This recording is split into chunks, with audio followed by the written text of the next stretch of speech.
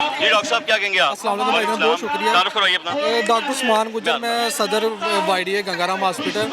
मैं सबसे पहले तो खराज तहसीन पेश करता हूँ अपने लाहौर रंग के मीडिया चैनल को कि जिन्होंने सारे प्रेशर को हैंडल करके इधर कवरेज दी है और हेल्थ मुलाजमीन की और आवाम की आवाज़ पे लबैक का है। आप लोग मीडिया के साथ हो रहा हूँ, मीडिया आपके साथ ही है इंशाल्लाह ताला इंशाल्लाह।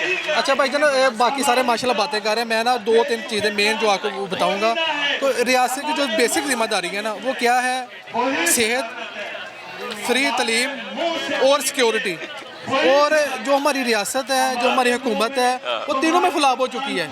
अब ये सेहत जो हमें दे रहे हैं, ये कोई ऐसा डिपार्टमेंट तो है नहीं जिससे प्रॉफिट कमाना हमने, या जिससे हमने नो प्रॉफिट नो लॉस की पॉलिसी रखनी है। भाई ये तो सब्सिडी है, ये हुकूमत ने देनी है।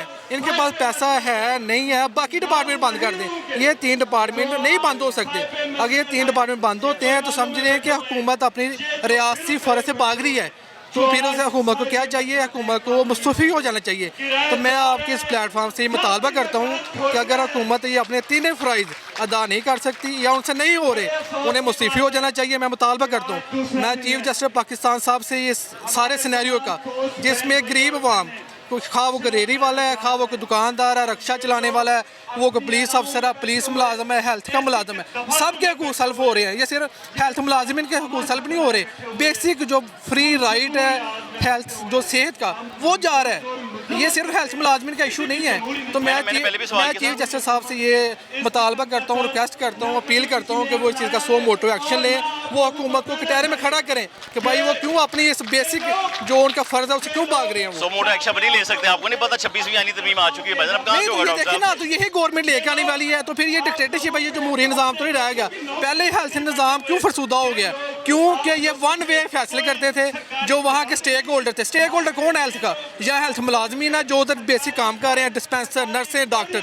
जो ऑन ड्यूटी काम कर रहे हैं, ये स्टेक होल्डर है। जो अवाम उधर इलाज करवाने आ रही है, ये स्टेक होल्डर है। इनको बिठाएं, भाई आपके क्या मसले, आप क्या चीज़ें चाहिए, उसके मुताबिक पॉलिसी बनाए। ये अपने बजट देखते हैं, अच्छा जी हमारे अफसर शाही कितने खर्चा है वो निकाल के बाकी जो बजट है उस पर कह रहे हैं जी महकमा चलाएं। ऐसे तो नहीं महकमे चलते हैं। ठीक है जी, आप अपना सवाल। डॉक्टर साहब मैं ये कह रहा हूँ कि हमने तो ये सुना, मैंने पहले भी डॉक्टर साहब से बात की थी कि वो कहते हैं कि मैं सबसे बात करूँ कि हम निकाल रहे हैं, हमें इनको जस्ट करेंगे। एक बात ये होगी।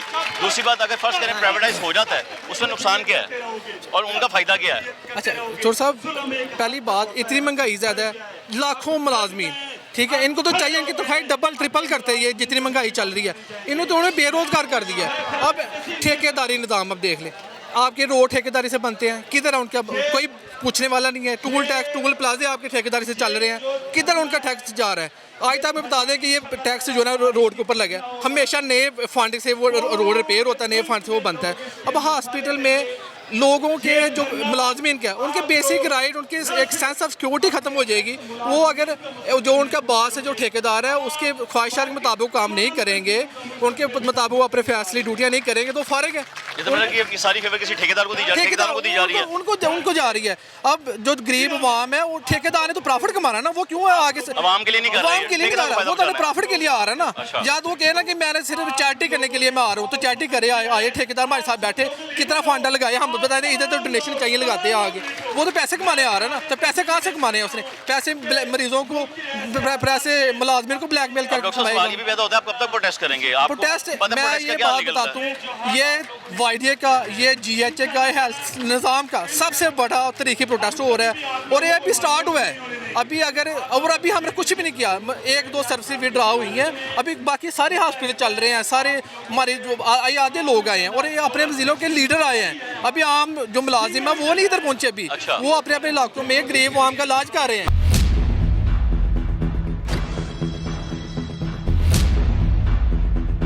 हॉस्पिटल का नाम, क्लिनिक का नाम मरियम नवाज रखने से आप लोगों के दिल में घर नहीं करेंगे। IMF के गुलाम हैं, IMF इनको जो कहता है उसी तरीके से कर देते हैं। अस्पतालों की निजकारी हमें मंजूर नहीं है। देखिए, सरकारी अस्पताल गरीब की अमाज का है। सरकारी अस्पताल में किसी मिनिस्टर, किसी सेक्रेटरी का इलाज नहीं होता। सरकारी अस्पताल में इलाज होता है किसान का, रेडी बान का।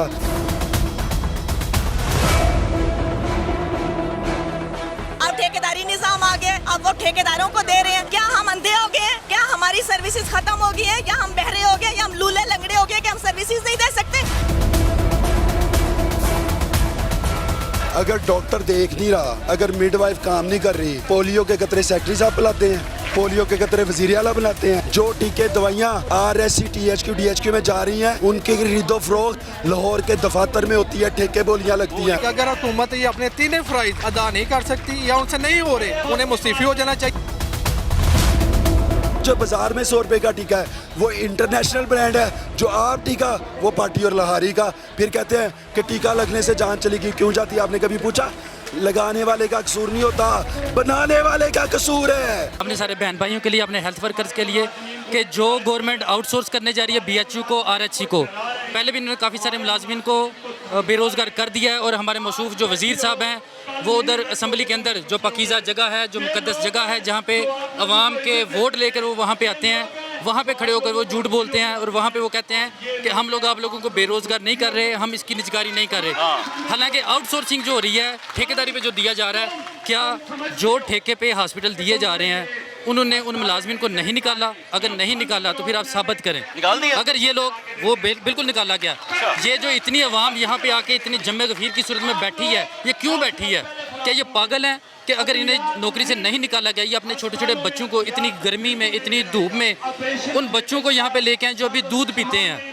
तो ये अवाम इसलिए नहीं निकली कि इन्हें कोई शौक है इधर निकलने का। इन लोगों की मजबूरी है। जब आप लोगों के मुंह से रोटी छीन लेंगे, रिज़्क छीन लेंगे, तो लोग मजबूर हो जाएंगे रोडों पे निकलने के लिए। मरियम नवाज से ये रिक्वेस्ट है, आप देखें हॉस्पिटल का नाम, क्लिनिक का नाम मरियम नवाज रखने से आप लोगों के दिल में घर नहीं करेंगी। अगर आपने लोगों के दिल में घर करना है, लोगों को जॉब्स दें, लोगों को सिक्योरिटी दें, लोगों को इंसाफ दें, लोगों को सहूलियत फराहम करें, लोग आपको याद रखेंगे। आपको फिर किसी किस्म की कोई तख्ती लगाने की ज़रूरत नहीं पड़ेगी। बहुत खूबसूरत बात है, बहुत खूबसूरत। बड़ी प्यारी बात की उन्होंने। देखें जो ये जो हमारे धरना अभी जारी है, ये हम 2 महीने से सड़कों पे हैं। सबसे पहले अपने अपने इजला में हमारे तमाम मुलाजमीन अपने CO साहबान से मिले, अपने MNA MPA से मिले, अपने गुजारिशात उनको दी। उन्होंने आके असम्बली में बात की, लेकिन उनको एक लॉलीपॉप दे दिया गया कि हम इनको मुलाजमत से नहीं निकाल रहे। हालांकि CMHI के 1200 मुलाजमीन फारिग किए गए हैं और 30 जून को महकमा सेहत के लाखों मुलाजमीन को फारिग किया जा रहा है। क्या कर रहे हैं वो जो जिनको फारिग वो सिर्फ वो बेचारे अभी सड़कों पे हैं, उनके घरों के चूल्हे बंद हो गए हैं, उनके बच्चों का मुस्तकबिल तारीक हो गया है, वो बेचारे परेशान सड़कों पे रुल रहे हैं, वो अपने मुस्तकबिल के लिए परेशान हैं। और हमारे जब MPA साहबान ने असम्बली में बात की तो उनको लॉलीपॉप दे दिया गया कि हम इनको नहीं निकाल रहे नौकरियों से। हालांकि उन्होंने कहा कि हम इनके ट्रांसफ़र कर देंगे। अब देखें, जब पूरे पंजाब के तमाम इजला को आउटसोर्स कर दिया जाएगा तो कौन सी नौकरियां रह जाएंगी, कौन सी सीटें रह जाएंगी? और जहां से किसी मुलाजिम को हटाया जाता है वहां से उसकी सीट को अबॉलिश कर दिया जाता है, उसको ख़त्म कर दिया जाता है। जब एक सीटें ही ख़त्म हो जाएंगी तो मुलाजमीन कहाँ पे जाके जॉब करेंगे? पूरे नहीं होंगे आप लोग। इंशाल्लाह यहीं पे धरना जारी रहेगा। अभी हमारे कुछ मुलाजमीन आए हैं, कुछ काफिले आए हैं, बाकी अभी हमारे काफिले रास्ते में हैं। उनको रास्ते में रोका जा रहा था, उनको थ्रेट किया जा रहा था, वो इसलिए लेट हो गए। वो भी रास्तों में हैं, वो मुख्तलिफ रास्तों से होके ख्वार होके वो भी रास्ते में आ रहे हैं। तो इंशाल्लाह ये हमारा धरना मुतालबा पूरे होने तक जारी रहेगा। नाज़िम, मालूम में मौजूद था जहाँ पर लोगों की एक बड़ी तादाद मौजूद थी और ये वो अफराद हैं जो महकमा सेहत से ताल्लुक़ रखते हैं। यहाँ पे डॉक्टर साहिबान भी, ये तमाम वर्कर्स भी हैं, कहीं ना कहीं से हैं, किसी ना किसी ज़िलों से हैं। अगर हम सबसे बात करने लगेंगे ना तो यकीनन 2 से 4 दिन में लग जाएंगे जितने यहाँ पर लोग मौजूद हैं। कोशिश यही होती है कि हर इंसान की जो ज़बान है वो एक ही शख्स बोलता है और वो बोल जाता है। ये जितने लोग हैं इस वक्त अपनी मुलाजमत बचाने के लिए यहाँ पर खड़े हैं, इनके बकौल के जी अगर निष्कारी होगी, अगर प्राइवेटाइजेशन हो गई है तो फिर हमें नौकरियों से निकाल दिया जाएगा। इससे पहले भी निकाल दिया गया और उनका यही कहना है कि जी कसूरवार मिनिस्टर्स हैं, कसूरवार हुकूमत है, कसूरवार ब्यूरोक्रेसी है। अगर यहाँ पर इसको निष्कारी में तब्दील किया जा रहा है, इसको प्राइवेटाइज किया जा रहा है तो इसके कसूरवार डॉक्टर्स या महकमा सेहत का अमला नहीं है, बल्कि कसूरवार सियासतदान है और कसूरवार ब्यूरोक्रेसी है। प्रोग्राम का यहीं पे खत्म होता है। अगले प्रोग्राम तक मेज़बान मोहम्मद आतिफ भट्टी टीम आपकी आवाज़ को इजाज़त दीजिए। दुआ में याद रखिएगा। अल्लाह हाफ़िज़।